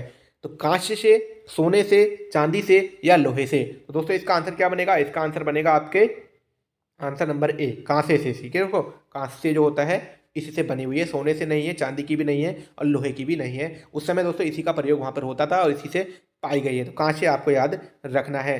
पांचवा क्वेश्चन देखते हैं, वर्तमान में रिजर्व बैंक के गवर्नर कौन है? देखिए वर्तमान में आपको बताना है, तो दोस्तों वर्तमान में रिजर्व बैंक के गवर्नर कौन है? बिमल जलान, उर्जित पटेल, YB रेड्डी या उपयुक्त में से कोई नहीं? तो जल्दी से आंसर बताना है दोस्तों। इसका आंसर क्या बनेगा? इसका आंसर बनेगा डी ऑप्शन, उपयुक्त में से कोई नहीं। वर्तमान में जो RBI के गवर्नर है दोस्तों वह है शक्तिकांत दास। आपको याद रखना है शक्तिकांत दास, SK दास। ठीक है, आपको याद रखना है RBI के गवर्नर कौन है? शक्तिकांत दास वर्तमान में दोस्तों। ठीक है, उसके बाद छठा क्वेश्चन देखते हैं, वातावरण व मौसम की जानकारी का अध्ययन कहलाता है। देखिए ऐसे क्वेश्चन भी आते हैं एग्जाम में, वातावरण व मौसम की जानकारी का अध्ययन कहलाता है, तो क्या कहलाता है दोस्तों? मेटेरोलॉजी, मेटरलॉजी, मीटीरियोलॉजी या क्लाइमेटोलॉजी? ठीक है, तो छठे का आंसर क्या बनेगा? छठे का आंसर बनेगा दोस्तों आपका, छठे का आंसर दोस्तों बन जाएगा आपका सी, मीटीरियोलॉजी। ठीक है, आपको याद रखना है कि वातावरण व मौसम की जानकारी का अध्ययन कहलाता है आपका मीटीरियोलॉजी। ठीक है, ये वाला याद रखना है, ये वाले नहीं होते हैं मेट्रोलॉजी या मेटारोलॉजी, मीटीरियोलॉजी होता है दोस्तों। ठीक है, छठे का आंसर। उसके बाद सातवां क्वेश्चन देखेंगे, सौर परिवार का सबसे ठंडा तथा दूरस्थ ग्रह कौन सा है? देखिए भूगोल का क्वेश्चन है, सौर परिवार का सबसे ठंडा तथा दूरस्थ ग्रह कौन सा है? प्लूटो, बृहस्पति, मंगल या नेपच्यून? तो 7 का आंसर क्या बनेगा दोस्तों? सबसे ठंडा ग्रह कौन सा है? जल्दी से बताएंगे, इसका बनेगा नेपच्यून। ठीक है दोस्तों, सबसे ठंडा और दूरस्थ ग्रह भी आपका क्या है? नेपच्यून है। उसके बाद देखते हैं 8वां क्वेश्चन, निम्नलिखित में से कौन सा देश मध्य रात्रि का सूर्य के नाम से जाना जाता है? ठीक है, तो आपको बताना है बेल्जियम, नॉर्वे, हॉलैंड या स्वीडन? ठीक है, तो कौन सा है दोस्तों? मिडनाइट सन, मिडनाइट सन के भी बोलते हैं इसको रात्रि का। तो दोस्तों इसका आंसर क्या हो जाएगा? B, Norway. ठीक है दोस्तों, मध्य रात्रि का देश क्या कहलाता है? नॉर्वे। और नॉर्वे की राजधानी दोस्तों क्या है? ओस्लो। ठीक है, और हॉलैंड और ये जो है दोस्तों स्वीडन, ये नहीं होंगे। उसके बाद 9वां क्वेश्चन है, अंतर्राष्ट्रीय क्रिकेट परिषद का मुख्यालय है। देखिए अंतर्राष्ट्रीय क्रिकेट परिषद का मुख्यालय बताना है दोस्तों, कहाँ पर है? लंदन में, कलकत्ता में, दुबई में या मेलबोर्न में? तो जल्दी से बताना है। अंतर्राष्ट्रीय क्रिकेट परिषद का मुख्यालय 9वें का आंसर दोस्तों बनेगा ए, लंदन में स्थित है दोस्तों। अंतर्राष्ट्रीय क्रिकेट परिषद का मुख्यालय लंदन में स्थित है। उसके बाद चलते हैं 10वां क्वेश्चन है, संसद के दोनों सदनों की संयुक्त बैठक की अध्यक्षता की जाती है। देखिए संसद के दोनों सदनों की संयुक्त बैठक की अध्यक्षता की जाती है और ये क्वेश्चन बार बार पूछा जाता है परीक्षाओं में, इसलिए इसको रखा गया है। राष्ट्रपति द्वारा, राज्यसभा के सभापति द्वारा, लोकसभा के अध्यक्ष द्वारा या उपरोक्त में से कोई नहीं। तो इसका आंसर क्या हो जाएगा दोस्तों? 10वें का आंसर बनेगा सी, लोकसभा के अध्यक्ष द्वारा। तो इसको हमेशा याद रखना है दोस्तों कि संसद के दोनों सदनों की जब बैठक होती है तो लोकसभा के अध्यक्ष द्वारा ही की जाती है। इसका आंसर राष्ट्रपति द्वारा कभी भी नहीं होता है और राज्यसभा का सभापति कभी नहीं होता है। कुछ बच्चे इसको इस पे लगाते हैं ज़्यादा बार बार, लेकिन इसका आंसर आपको याद रखनी है लोकसभा अध्यक्ष के द्वारा। और आर्टिकल शायद 108 यहाँ पर काम करता है। ठीक है, आर्टिकल 108। 11वां क्वेश्चन देखेंगे, प्रकाश के रंग की गणना निम्न में से किससे की जाती है? ठीक है दोस्तों, प्रकाश के रंग की गणना निम्न में से किस में की जाती है? आयाम से, तरंग दैर्घ्य से, वेग से या उपयुक्त में से कोई नहीं। तो प्रकाश की दोस्तों अगर रंग की बात आ रही है, सीधे से सीधे आप समझ गए होंगे किससे होगी दोस्तों? आंसर नंबर बी, तरंग दैर्घ्य से ही हमें जो है किरणों का और रंग का, कलर विजन का हमें पता चलता है। कैसे? तरंग दैर्घ्य से। ठीक है, प्रकाश के रंगों की गणना तरंग दैर्घ्य से की जाती है। 12वां क्वेश्चन देखते हैं, निम्नलिखित में से कौन सही सुमेलित नहीं है? देखिए बताना है आपको कि कौन सा सुमेलित नहीं है। त्रिशूल सतह से सतह है। ठीक है, त्रिशूल जो है सतह से सतह पर वार करता है। पृथ्वी सतह से हवा मिसाइल है। नाग जो है एंटी टैंक मिसाइल है। और Pinaka light compact air craft है। तो इसका आंसर दोस्तों क्या बनेगा? 12 का आंसर बनेगा सी, नाग जो है एंटी टैंक मिसाइल है। ये जो है राइट है दोस्तों, नाग जो है एक एंटी टैंक मिसाइल है। बाकी त्रिशूल जो है दोस्तों सतह से सतह नहीं होता है दोस्तों, हवा से हवा होता है। पृथ्वी दोस्तों सतह से हवा, सतह से सतह होता है दोस्तों। ठीक है, इस तरीके से ये आंसर है। तो नाग जो है एक एंटी टैंक मिसाइल है। ठीक है, 13वां क्वेश्चन है आपका, काजीरंगा किसके लिए जाना जाता है? देखिए काजीरंगा जो एक राष्ट्रीय उद्यान है, ये किसके लिए जाना जाता है और कहाँ स्थित है? ठीक है, इसको भी कर लेंगे। देखिए काजीरंगा जो है हमारे, इसका आंसर बनेगा दोस्तों ए। ठीक है, एक सींग वाले गैंडे के लिए। ठीक है, ए बनेगा इसका। एक सींग वाला जो गैंडा के लिए प्रसिद्ध राष्ट्रीय उद्यान है वो दोस्तों है आपके काजीरंगा राष्ट्रीय उद्यान, जो कि असम राज्य में आपके स्थित है। इसको आप हमेशा याद रखेंगे। जैसे कि उत्तराखंड में पूछते हैं एशियाई हाथियों के लिए। ठीक है दोस्तों, एशियाई हाथियों के लिए कौन सा राष्ट्रीय उद्यान है? जल्दी से बताएंगे, वो है आपका राजाजी राष्ट्रीय उद्यान। इसी तरीके से पूछा जाता है एक सींग वाले गैंडे के लिए, यह है आपका काजीरंगा असम। 14वां क्वेश्चन है, सिम का पूरा नाम क्या है? देखिए सिम जो हम यूज कर रहे हैं, जिसके द्वारा आप नेट चला रहे हैं, इंटरनेट चला रहे हैं, देखिए सिम का पूरा नाम बताना है आपको। ए ऑप्शन है उपभोक्ता पहचान मॉड्यूल, बी है उपभोक्ता पहचान मशीन, सी है स्वयं पहचान मशीन और डी है उपयुक्त में से कोई नहीं। तो 14 का आंसर दोस्तों बन जाएगा ए, उपभोक्ता पहचान मॉड्यूल। उसका मतलब होता है दोस्तों सब्सक्राइबर आइडेंटिफाई मॉड्यूल। ठीक है, सब्सक्राइबर आइडेंटिफाई मॉड्यूल। ठीक है, 14 का बनेगा ए आंसर, उपभोक्ता पहचान मॉडल। उसके बाद है दोस्तों 15वां क्वेश्चन, अंतर्राष्ट्रीय मानव अधिकार दिवस कब मनाया जाता है? देखिए अंतर्राष्ट्रीय मानव अधिकार दिवस बताना है आपको 26 जनवरी, 10 दिसंबर, 14 जुलाई या 26 नवंबर। तो 15 का आंसर क्या बनेगा दोस्तों? 15 का आंसर बनेगा बी ऑप्शन, 10 दिसंबर। ठीक है, अंतर्राष्ट्रीय मानवाधिकार दिवस 10 दिसंबर 1993 को इसकी स्थापना हुई थी दोस्तों। ठीक है, तो अंतर्राष्ट्रीय मानवाधिकार दिवस कब है? 10 दिसंबर 1993 से जब ये हुआ तभी से इसको बनाया जाता है। इसको आप याद रखेंगे। 16वां क्वेश्चन कहता है, देश में राज्यों से कुल कितने सांसद चुनकर आते हैं? देखिए इस क्वेश्चन को समझना है कि देश में राज्यों से कुल कितने सांसद, जब चुनाव होते हैं दोस्तों लोकसभा के, तो कितने सांसद आते हैं? 520, 545, 530 या 535? तो दोस्तों इसका आंसर क्या है? इसका आंसर है सी ऑप्शन, 530 लोग जो क्या है आते हैं दोस्तों सांसद बनकर। ठीक है, इसको याद रखना है। सीटें कितनी है? 545 अधिकतम। ठीक है, आपको ये याद रखना है। और 530 जो है क्या आते हैं? सांसद आते हैं। 17वां क्वेश्चन है, उच्चतम न्यायालय का न्यायाधीश सेवानिवृत्त होता है। देखिए हाई कोर्ट की बात, सुप्रीम कोर्ट की बात हो रही है। उच्चतम न्यायालय का न्यायाधीश सेवानिवृत्त होता है, मतलब कि रिटायर होने की उसकी बतानी है। 58 वर्ष की आयु, 70 वर्ष की आयु, 62 वर्ष की आयु या 65 वर्ष की आयु। तो 17 का आंसर दोस्तों बनेगा डी, 65 वर्ष की आयु। ठीक है, याद रखना इसको दोस्तों कि 65 वर्ष की आयु होता है, ठीक है, लास्ट उसका रिटायरमेंट। 18वां क्वेश्चन है आपका, इंटरनेट पर www क्या है। देखिए क्वेश्चन पूछा जाता है तो इसको हमेशा याद रखना है। www क्या है दोस्तों, ये है हमारा वर्ल्ड वाइड वेब, ठीक है, वर्ल्ड वाइड वेब, ठीक है दोस्तों। और www की स्थापना किसने करी, टिम बर्नर्स-ली के द्वारा की गई दोस्तों 1889 में, ठीक है दोस्तों। 1889 में www का आविष्कार किया गया टिम बर्नर्स-ली द्वारा, ये भी पूछा जाता है। और वर्ल्ड वाइड वेब इसका पूरा नाम है। उसके बाद 19वां क्वेश्चन देखते हैं, निम्नलिखित में से छठे वेतन आयोग का अध्यक्ष था। देखिए छठे वेतन आयोग की बात चल रही है दोस्तों, छठा वेतन आयोग, ठीक है। इस समय शायद 15वां चल रहा है, 14वां वेतन आयोग चल रहा है, 15वां चल रहा है दोस्तों इस समय। अब इन्होंने छठा पूछा है क्योंकि दोस्तों उस समय की बात है, इंपॉर्टेंट क्वेश्चन रहा होगा ये, ठीक है, लूसेंट से लिया है। तो छठे का इसका आंसर दोस्तों हो जाएगा 19 का बी। इसका आंसर है justice BN Krishnan, Shri Krishna, BN Shri Krishna, आपको याद रखना है। छठे वेतन आयोग के अध्यक्ष थे BN श्री कृष्ण। उसके बाद चलते हैं 20वां क्वेश्चन कहता है, संयुक्त राष्ट्र का प्रधान कार्यालय कहाँ स्थित है। देखिए संयुक्त राष्ट्र संघ जो है हमारा UNO है, उसका प्रधान कार्यालय पूछा है कि कहाँ स्थित है।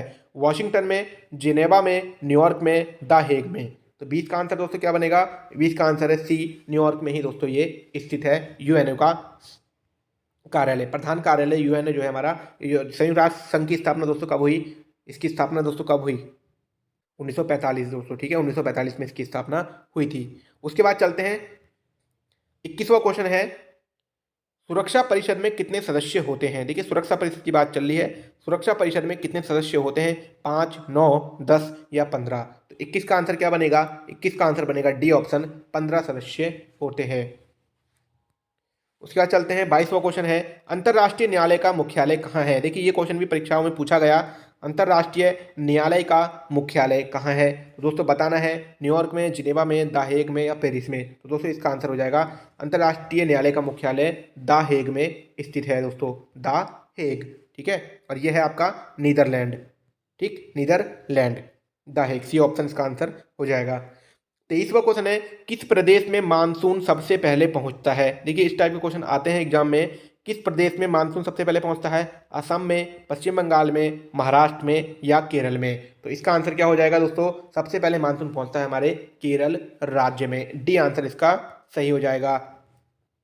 उसके बाद 24वां क्वेश्चन, UNO की स्थापना कब हुई थी। देखिए आ गया क्वेश्चन दोस्तों, UNO की स्थापना, ठीक है। तो इसका आंसर ए हो जाएगा 1945, ठीक है दोस्तों, 24 अक्टूबर 1945 इसका आंसर हो जाएगा, ठीक है, संयुक्त राष्ट्र संघ 1945।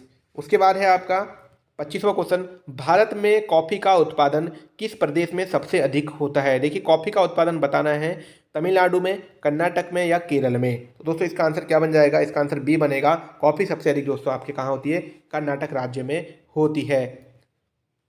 26वां है, भारत की समुद्री सीमा, कोस्ट लाइन की लंबाई। देखिए भारत की समुद्री सीमा आपने क्वेश्चन देखते ही समझ गए होंगे, 5000 किलोमीटर, 5500 किलोमीटर या 7516.6 किलोमीटर। तो 26 का आंसर दोस्तों क्या बनेगा, 26 का आंसर बन जाएगा सी ऑप्शन, 7516.6 किलोमीटर। यूकेएसएससी में जब पूछा गया था तो यहाँ पर सीधे सीधे 7516 लिखा गया था दोस्तों, तो इसको आयोग ने सही माना था। ऐसा कुछ नहीं है कि 0.6 नहीं आया तो आप नहीं मानोगे। अगर 7500 भी आएगा दोस्तों ना, 7500, और ऑप्शन में 7500 के आसपास कोई ऑप्शन नहीं होगा तो आप इसी पे क्लिक कर देना, ठीक है। कभी कभी ये 16 भी नहीं रखते हैं, खाली 7500 रख देते हैं, तो वो भी सही हो जाता है, ठीक है, क्योंकि इसको आप याद कर लेना, 7516 ये समुद्री सीमा की लंबाई है भारत की।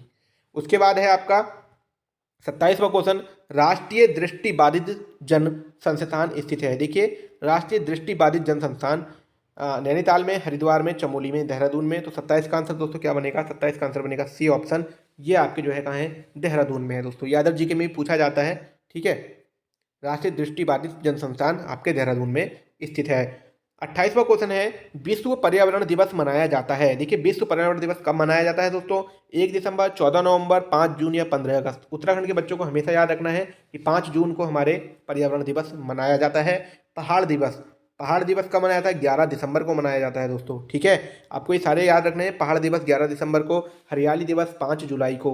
हरियाली दिवस कब मनाया जाता है, 5 जुलाई को, ठीक है, आपको ये भी याद रखने हैं। और पर्यावरण दिवस है आपका 5 जून को। उसके बाद 29वां क्वेश्चन देखते हैं, संयुक्त राष्ट्र पर्यावरण विकास कार्यक्रम का मुख्यालय स्थित है। देखिए उत्तराखंड में इसको पूछा गया क्योंकि उत्तराखंड में पर्यावरण से रिलेटेड क्वेश्चन काफ़ी पूछे जाते हैं। संयुक्त राष्ट्र पर्यावरण विकास कार्यक्रम, ठीक है दोस्तों, तो मास्को में है, नैरोबी में है या न्यूयॉर्क में है या अबू धाबी में है। ठीक है। तो 29 का आंसर दोस्तों बन जाएगा बी ऑप्शन, ये है दोस्तों आपका नैरोबी में स्थित, ठीक है। तो केन्या की राजधानी है दोस्तों, केन्या देश की राजधानी है नैरोबी। संयुक्त राष्ट्र पर्यावरण विकास कार्यक्रम का मुख्यालय क्या है, नैरोबी में स्थित है। और मास्को किसकी राजधानी है दोस्तों, मास्को है रूस की राजधानी, ठीक है दोस्तों। और आबू धाबी दोस्तों ये न्यूयॉर्क हो गया, न्यूयॉर्क यूएसए का शहर है। 29 के बाद चलते हैं, 30वां क्वेश्चन है, भारत का वाइल्ड लाइफ संस्थान WLOI स्थित है। देखिए कितना इंपॉर्टेंट क्वेश्चन है कि भारत का वाइल्ड लाइफ संस्थान स्थित है उत्तरकाशी में, पिथौरागढ़ में, देहरादून में या चमोली में। दोस्तों आपको बताना है, 30 का आंसर बनेगा आपका सी ऑप्शन, देहरादून में है दोस्तों। इसको याद रखेंगे सभी बच्चे, नए भी और पुराने भी। भारत का वाइल्ड लाइफ संस्थान, तो ये आपके देहरादून जनपद में स्थित है। 31वां क्वेश्चन है, निम्नलिखित में से कौन सी ग्रीन हाउस गैस नहीं है। ये क्वेश्चन बहुत आता है दोस्तों और बच्चे इसको फिर भी गलत करके आ जाते हैं, तो आपको याद कर लेना है, निम्नलिखित में से कौन सी ग्रीन हाउस गैस नहीं है। कार्बन डाइऑक्साइड, मीथेन, नाइट्रोजन या नाइट्रस ऑक्साइड। पढ़ते ही पहचान गए होंगे दोस्तों, सुनते ही। 31 का आंसर क्या बनेगा, मीथेन। देखिए मीथेन जो है हमारी ग्रीन हाउस गैस नहीं है, और बाकी कार्बन डाइऑक्साइड, नाइट्रोजन और नाइट्रस ऑक्साइड, ये तीनों दोस्तों क्या है, ग्रीन हाउस गैसें हैं, नहीं है, सॉरी, ठीक है, सॉरी है, और मीथेन जो है नहीं है दोस्तों, ठीक है। देखो फिर कंफ्यूजिंग हो गया ना हमको भी यहाँ पे, तो इसलिए आपको कंफ्यूज नहीं होना है। उन्होंने पूछा ग्रीन हाउस गैस नहीं है, तो देखिए मीथेन नहीं है और बाकी ये तीनों हैं। उसके बाद चलते हैं, 32वां क्वेश्चन कहता है कि 2011 की जनगणना के अनुसार भारत के किस राज्य में महिलाओं की संख्या पुरुषों से अधिक है। देखिए इस क्वेश्चन को आपको अच्छे से याद रखना है। क्वेश्चन कह रहा है कि महिलाओं की संख्या पुरुषों से अधिक है, तो केरल में, कर्नाटक में, तमिलनाडु में या आसाम में। तो 32 का आंसर क्या बनेगा, 32 का आंसर बनेगा ए दोस्तों, केरल में, क्योंकि सबसे अधिक लिंगानुपात किसका है, केरल का। तो महिलाओं की संख्या पुरुषों से अधिक है केरल में, ठीक है दोस्तों। इस तरीके से इसको याद रख लेंगे। और सबसे कम है दोस्तों हरियाणा में। उसके बाद चलते हैं, 33वां क्वेश्चन है, अमेठी लोकसभा क्षेत्र से चुनाव जीतने वाले गांधी परिवार के पहले सदस्य थे। तो दोस्तों अमेठी लोकसभा क्षेत्र जो है उत्तर प्रदेश में है। तो बताना है कि चुनाव जीतने वाले गांधी परिवार के पहले सदस्य कौन थे, संजय गांधी, राहुल गांधी, राजीव गांधी, फिरोज गांधी। तो 33 का आंसर क्या बनेगा, बी बनेगा दोस्तों, राजीव गांधी। तो राजीव गांधी जो तो पहले सदस्य थे जो कि अमेठी से चुनाव जीते थे और कांग्रेस की सरकार में। उसके बाद 34वां क्वेश्चन कहता है, निम्नलिखित में से कौन खरीफ की फसल नहीं है। और ऐसे क्वेश्चन उत्तराखंड और यूकेएसएससी द्वारा बहुत पूछे जाते हैं बच्चों को कंफ्यूज करने के लिए। अगर आपने सभी याद रखे होंगे तभी आपको याद होगा। देखिए कपास, मूंगफली, मक्का या सरसों। अब आपको इनमें से बतानी है कि कौन सी खरीफ की फसल नहीं है, बतानी है, ठीक है। तो कौन सी नहीं है दोस्तों खरीफ की फसल, इसका आंसर बनेगा सी, मक्का नहीं है दोस्तों, ठीक है। बाकी देखिए कपास खरीफ की फसल है, मूंगफली खरीफ की फसल है और सरसों भी खरीफ की फसल है। मक्का जो है दोस्तों किसकी हो जाएगी आपकी, ये दोस्तों अलग हो जाएगी। खरीफ, जायद और कौन सी फसल होती है तीसरी दोस्तों, तो इसका आंसर दोस्तों हो जाएगा मक्का, ठीक है। उसके बाद चलते हैं आपके 35वां क्वेश्चन कहता है कि भारत में सिक्के बनाने की मिंट स्थित है।